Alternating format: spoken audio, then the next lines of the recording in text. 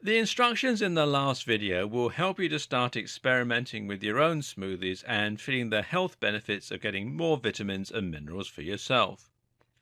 But there are also a number of other things you can do to make your meals that much tastier, to make them that much more fun, or to save yourself time. Here are some tips.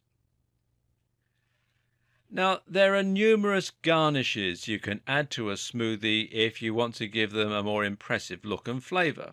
For example, you can sprinkle some granola or chopped nuts on top, and this will help to fill you up. Nuts are also a great choice if you're going to be using peanut butter as a base. If you feel like your smoothie isn't sweet enough, you might be tempted to add some sugar or a sweetener or syrup.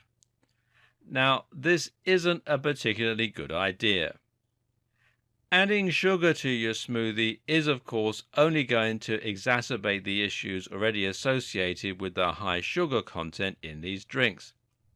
Meanwhile, sweeteners actually fool the body into thinking it has consumed sugar, and it will trigger an insulin response, which in turn causes us to feel tired and may be bad for our health. There are some options that people prefer, such as stevia, but on the whole, it's better to stick with natural ingredients.